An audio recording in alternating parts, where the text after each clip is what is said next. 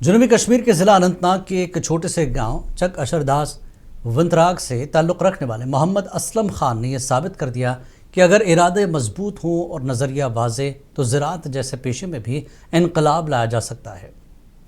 آپ دیکھیں اننت ناگ سے ہمارے نمائندے غزالہ نثار کی یہ رپورٹ۔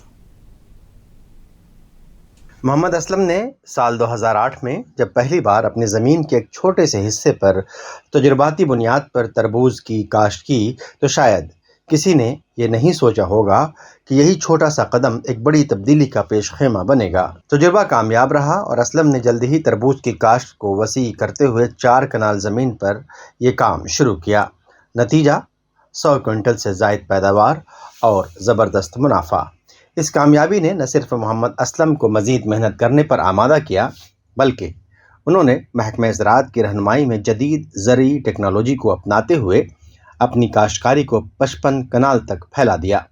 آج ان کے ہی اثر سے علاقے میں 500 کنال سے زیادہ زمین پر تربوز کی فصل لہلہا رہی ہے اور اسی لیے اس گاؤں کو واٹر ملن ولیج کے نام سے جانا جاتا ہے۔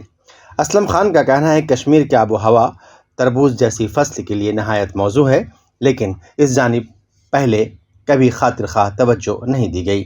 ان کا کہنا ہے کہ جولائی کے بعد ملک کے بیشتر ریاستوں میں تربوز کی فصل ختم ہو جاتی ہے، ایسے میں وادی کشمیر کا تربوز مارکیٹ میں نمایاں ہو جاتا ہے اور بہتر قیمت پر فروخت ہوتا ہے۔ انہوں نے 4 ہائیبرڈ اقسام کے تربوز اگائے ہیں جن کا وزن 15 کلو گرام تک ہوتا ہے، اور سب سے خاص بات یہ ہے یہ تربوز مکمل طور پر آرگینک ہے۔ وہ اپنی زمین پر سال میں مزید 2-3 فصلیں اگا کر آمدنی میں اضافہ کرنے کا بھی منصوبہ رکھتے ہیں۔ 2008 سے یہ کام سٹارٹ کیا تھا ٹرائل بیس پہ، اللہ کا شکر یہ کامیاب ہوا، تو تب سے ہم یہ کام کر رہے ہیں، تو انشاءاللہ آئندہ بھی چلتا جائے گا یہ کام، اور اچھے لوگ اس میں جڑ گئے ہمارے ساتھ، یہ کام ہمارا چل رہا ہے اس ٹائم۔ واٹر ملن کا میرا یہ خیال ہے ذہن میں کہ بے روزگاری زیادہ ہے کشمیر میں، ڈرگز ہے، باقی چیزیں ہیں، میں نے الگ ہی کنسپٹ نکالا۔ میں نے کہا سیب کا کام تو ہر ایک کرتا ہے، ہم کچھ ڈیفرنٹ ہی کرنا چاہیں گے، تو وہی ڈیفرنٹ ہم نے کیا، تو اللہ کا شکر بہت اچھا چلا۔ تو اپنے ایگریکلچر کا بھی ہم شکر گزار ہیں، انہوں نے بھی کافی مدد کیا۔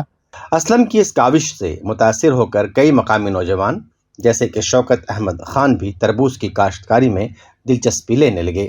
اس طرح صرف ایک شخص کی پہل نے ایک پورے علاقے کو نئی سمت دے دی۔ ان کا تو بہت زیادہ تعاون رہتا ہے ہمارے ساتھ، انہی کی تھرو تو یہ ہو رہا ہے، وہ بھی ہمارے ساتھ کھڑے۔ آگے پھر محمد اسلم خان صاحب ہے، تو وہ نوجوانوں کو جوڑ رہے ہیں، زیادہ تر ان کی کوشش کہ نوجوان ہی جڑ جائے، کیونکہ بیکار ہے، سب روزگار ہے ہی نہیں کسی کے پاس، تو اسی لیے تو نوجوانوں کو زیادہ اس کی طرف ہمیں ڈائیورٹ کرنا ہے۔ محمد اسلم خان کی کہانی ہمیں یہ سکھاتی ہے کہ کسان صرف کھیتوں میں کام کرنے والا مزدور نہیں ہوتا، بلکہ وہ ایک دور اندیش رہنما اور ایک تبدیلی کا نمائندہ بھی ہو سکتا ہے۔ اسلم کی محنت اور سوچ نے وادی میں زراعت کی ایک نئی راہ ہموار کی ہے، جو باقی کسانوں کے لیے مشعل راہ ہے۔ منصف ٹی وی کے لیے اننت ناگ سے غزالہ نثار کی رپورٹ۔